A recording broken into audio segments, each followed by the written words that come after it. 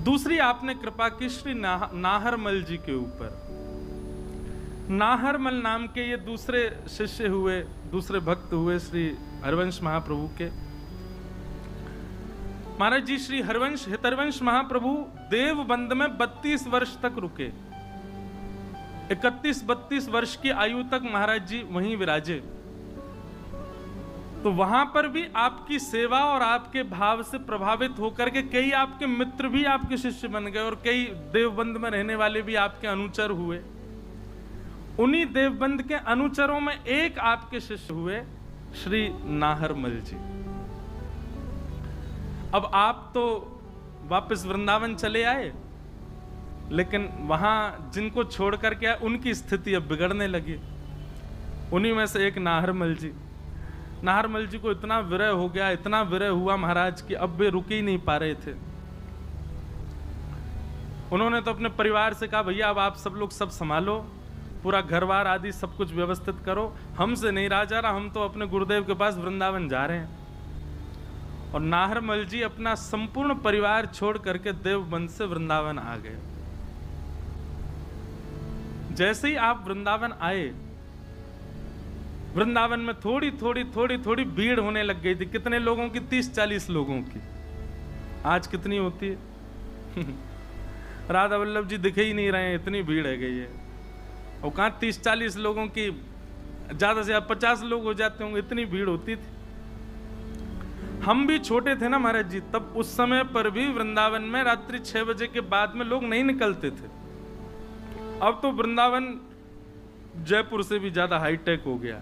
रात भर दुकानें खुली रहती हैं, रात भर लोग घूमते रहते हैं, सोते ही नहीं वृंदावन में।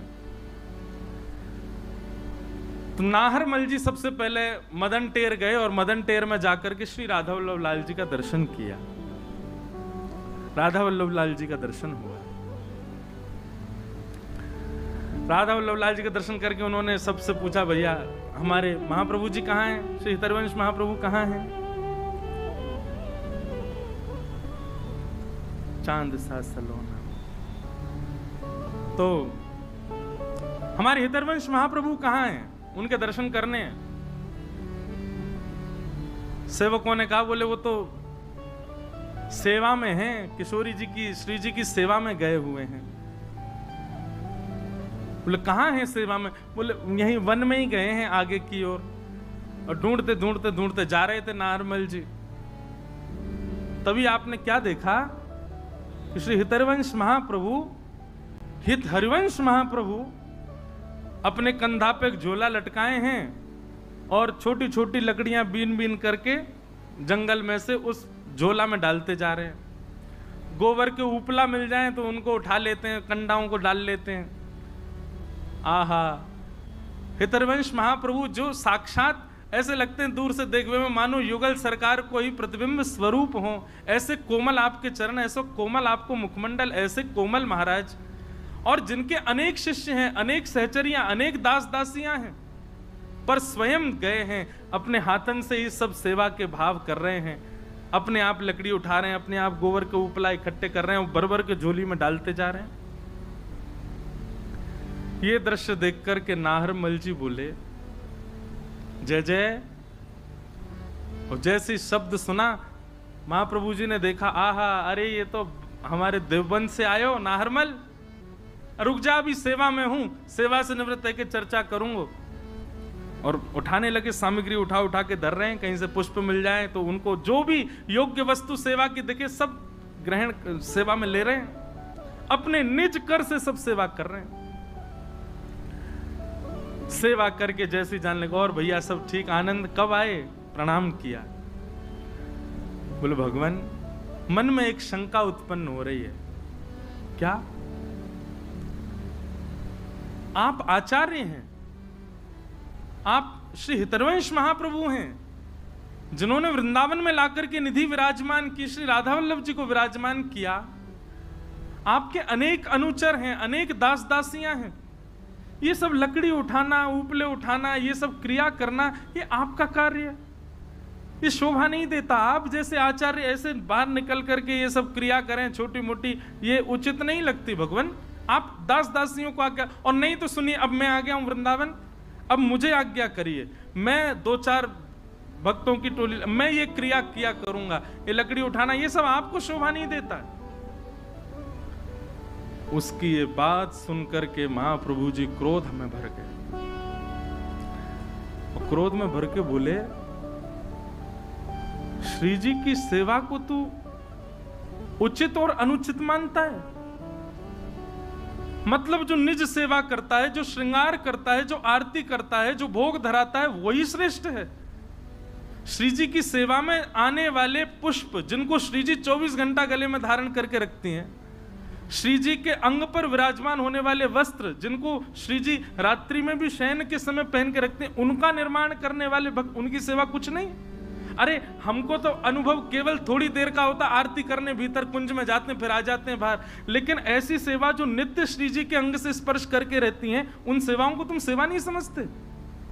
ये लकड़ियां बीन करके हम ले जाएंगे, इनकी अग्नि प्रज्वलित होगी, प्रसाद होगा, श्री जी अपनी क्षुधा निवृत्त करेंगी, अधरामृत हम में बांटेंगी, इतने वैष्णवों को प्रसाद मिलेगा, ये सेवा तेरे लिए तुच्छ है?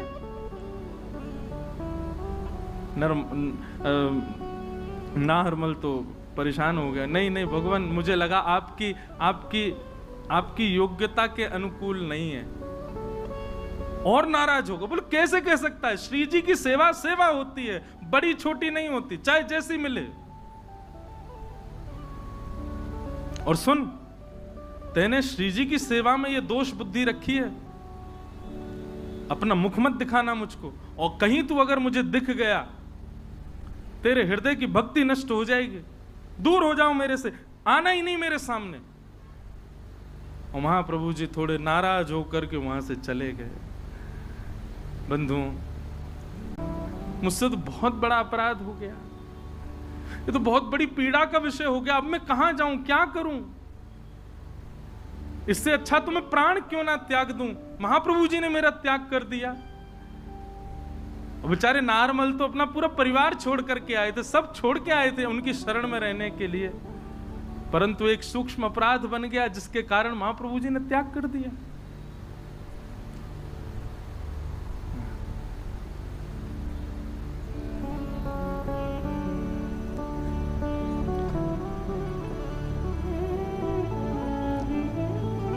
राधा वल्लभ जी का दर्शन करने भी नाहरमल जाते हैं तो दूर से कुंज में से देखते हैं, क्योंकि समीप गया तो ऐसी बात कह दी कि भक्ति नष्ट हो जाएगी, भाव नष्ट हो जाएगा, प्रेम नष्ट हो जाएगा। ठाकुर जी रूठ जाएं एक बार को तो भी चल जाएगा, आचार्य ही रूठ गए हैं, अब कैसे काम चले? ऐसी व्याकुलता, ऐसी घबराहट रहती है नाहरमल को, कहां जाऊं, क्या करूं, कौन सुनेगा मेरी बात? यमुना जी के तट पर बैठ करके अब तो मन बना लिया कि बस अब तो प्राण त्याग दूंगा मैं। जिनके लिए आया वही नाराज हैं, अब जीवित रह के मैं क्या करूं? वहीं बैठे बैठे अपने मनी मन में बस स्वयं को कोसने लगे। 9-10 दिन हो गए, श्री महाप्रभु जी नहीं मिले। ऐसी व्याकुलता, ऐसी उत्कंठा हृदय में ज्वाला की तरह धधकने लगी नाहरमल के। बंधुओं, आचार्य तो कठोर हो गए, परंतु आचार्य जिनको नित्य स्पर्श करते हैं, ऐसी हमारी श्री जी थोड़े ही कठोर हैं।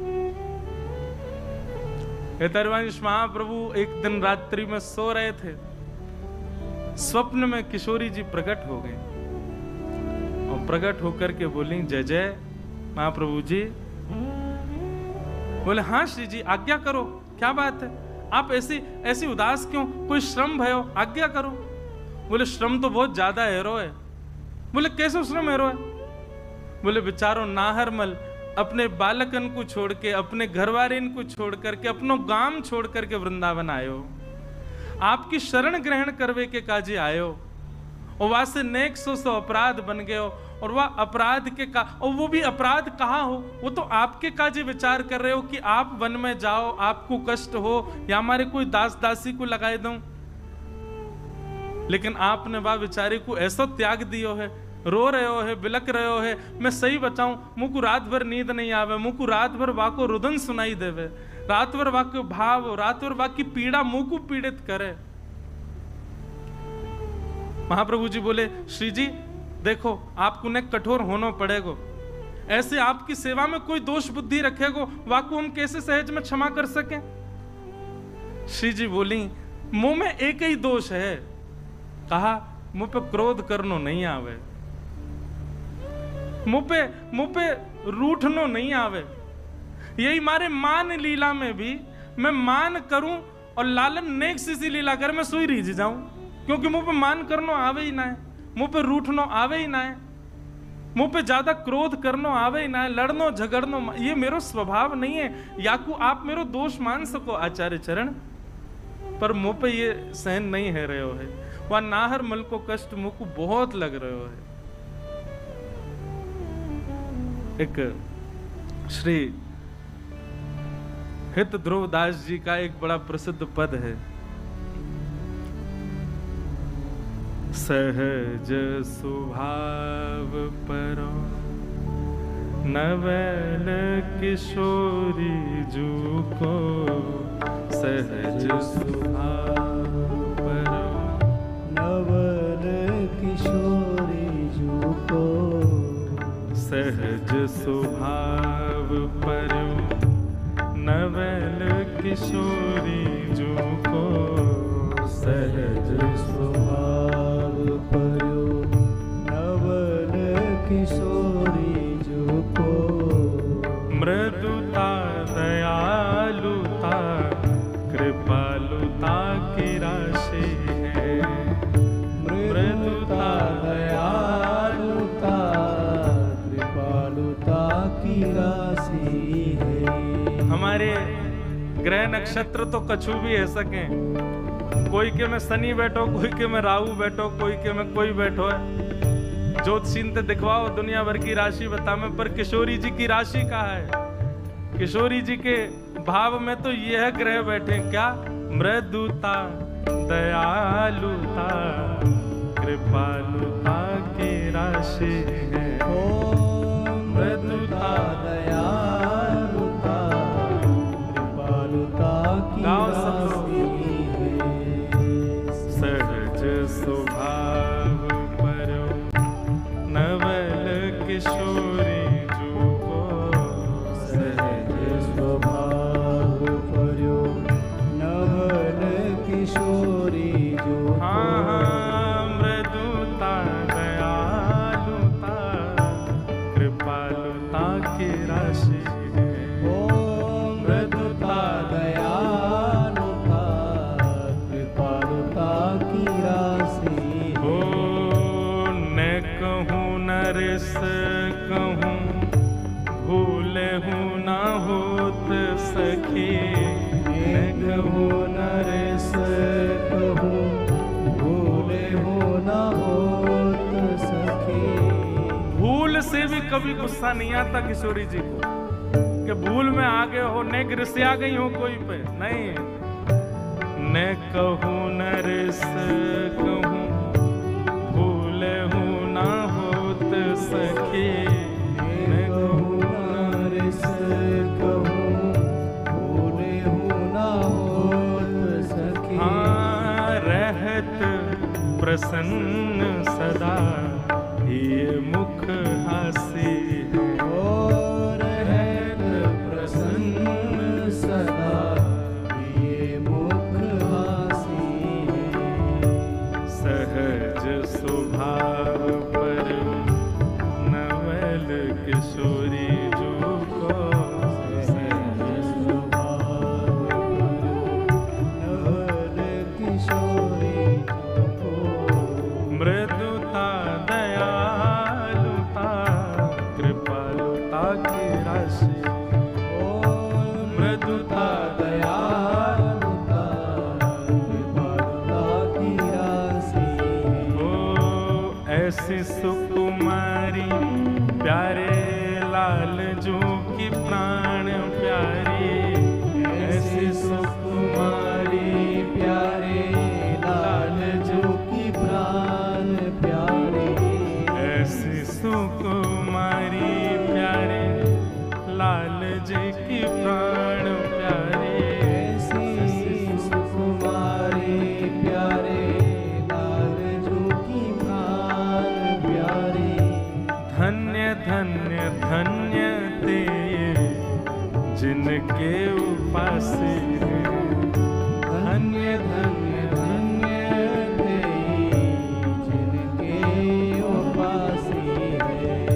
सहज स्वभाव पर नवल किशोरी जो को सहज स्वभाव पर नवल किशोरी जो को मृदुता दयालुता कृपालुता की राशि मृदुता दयालुता कृपालुता की राशि है। हित ध्रुव और सुख जहाँ लगी देखियत हित ध्रुव और सुख जहाँ लगी देखिए तो हित ध्रुव और सुख जहाँ लगी देखियत हित ध्रुव और सुख जहाँ लगी देखिए तो सुनियत जहाँ लागे सब दुख पासे सुनियत जहाँ जहाँ लागे सब दुख पासे। सहज स्वभाव पर नवल किशोरी जो को सहज स्वभाव पर नवल किशोरी जो को मृदुता दयालुता कृपालुता की राशि मृदुता दयालुता कृपालुता की राशि। मृदुता दयालुता कृपालुता की राशि मृदुता दयालुता कृपालुता की राशि। मृदुता दयालुता कृपालुता की राशि मृदुता दयालुता कृपालुता की राशि है। बंधुओं, इन रसिक जनों ने ठाकुर जी के प्रत्यक्ष ना हेते भय भी हमारे सामने प्रत्यक्ष दर्शन कराए। श्री राधा वल्लभ लाल की, श्री राधा सरस बिहारी लाल की जय। रूठे श्री हितरिवंश महाप्रभु हैं, पर करुणा हमारी श्यामाजू कर रही है। अब भाई तुम मोते रूठ जाओ, महाराज जी को कहा जा रहा है, पर आप मुंह से रूठे हो और दया महाराज जी को आ रही है, ऐसा कहां हो वे? श्री किशोरी जी महाप्रभु जी से कह रही हैं, अवई जाओ और स्वीकार करो। इतना बड़ा अपराध नहीं है उनको कि आप उनको इतना कर रहे हो। अब महाप्रभु जी किशोरी जी से कह रहे हैं, बोले आप भी नाराज हो जाओ। बोले मेरो यही तो बस, मेरे अंदर यही अवगुण है, मुंह पे नाराज ही नहीं हो जाए। मारनो पीटनो गुस्सा करनो नाराज होनो रूठनो मेरा स्वभाव नहीं है। एक बहुत सुंदर पद है महाराज जी मान लीला को, कि अब मेरे स्मृति में नहीं आती है, मेरे को दिक्कत हो जाती है। आपकी तरह अभी छक्का ना पड़े मुंह पे। पद में महाराज जी ऐसा भाव है, अब देखो आप खोज के निकालोगे कछु तो पद में ऐसा भाव है कि किशोरी जी नाराज है गई हैं लाल जी सो, तो राधेजू बोलत अटपटी वाणी। किशोरी जी ठाकुर जी से आज रूठ के बात कर रही हैं, तो लाल जी बोले मैंने कहा कर दियो, काय को नाराज है गई हो? तो किशोरी जी कह रही हैं, कहां पाई तुम नील निचोलनी? आपने गले में नीली नीली मणि पहनी है, या नीली नीली मणि में एक गोपी को चित्र बनो भयो है। लाल जी बोले कैसी गोपी है? बोले मोते हु रूप गुण आगरी। और थोड़ा थोड़ा याद आ रहा है, किशोरी जी कह रही है मोते ज्यादा सुंदर है। मोटे मोटे नैन है आके, नैन कजरारे। अब तो किशोरी जी बता रही देखो कैसी सुंदर है आके, बड़े बड़ी आंखें, उनमें काजल लगा रखो है। और मोकू तो या गोपी पे दया आ रही है, कहां पाई बिन मोलिनी, ये बिना मोल की तुम्हें कहां से मिल गई है, तुम्हारे चक्कर में कहां से पड़ गई। ठाकुर जी से नाराज है कि बैठी, बोले कहां कौन है ये गोपी मुकुया के बारे में बताओ। ललता विशाखा आ गई, अरे लालजू हमारी श्रीजू को श्रम करा रहे हो, क्या कर दियो तुमने। बोले कछु ना कियो बहन, एक मणि पहन के आ गऊं, यूं करिए नीली मणि पहन के, या में गोपी दिख रही है। ललता जी बोली कौन गोपी है। ठाकुर जी बोले नीचे बताऊं। ललता जी नीचे गई, बोले किशोरी जी अपनों ही प्रतिबिंब देख करके नाराज है रही है, और यूं करिए जी गोपी कौन है। ऐसी बोली।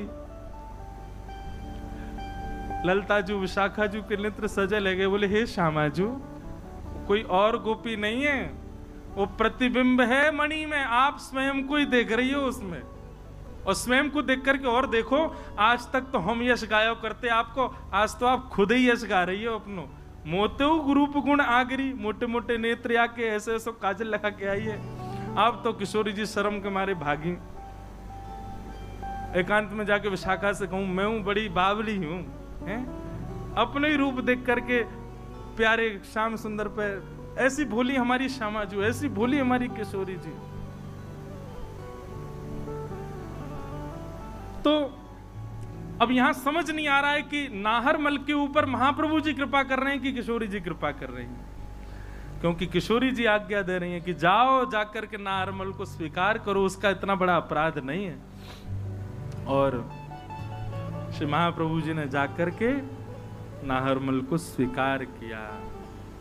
बोलो वृषभानु दुलारी की जय। ऐसे हरवंश महाप्रभु जहां आचार्य थोड़े क्रुद्ध हो जाएं तो समझ जाना अब इनके जो आराध्य हैं उनसे प्रार्थना करो, वो कृपा करेंगे। जब भी आचार्य गुस्सा हो, जब भी आपको लगे कि हमसे कोई अपराध हो गया, हमारे गुरुजी रूठ गए, तो उनके आराध्य जो हैं उनको रिझाओ, बोले आप कृपा करो, इनको मनाओ, हमसे गुरु अपराध हो गया है, गुरु जी से कहो। तो आचार्य रूठ जाएं तो उनके आराध्य को रिझाओ, आचार्य अपने आप प्रसन्न हो जाएंगे। इस प्रकार श्री नाहरमल जी का भाव सुनाया गया। यहां पर कृपा श्री हितरवंश महाप्रभु की ऐसे हुई।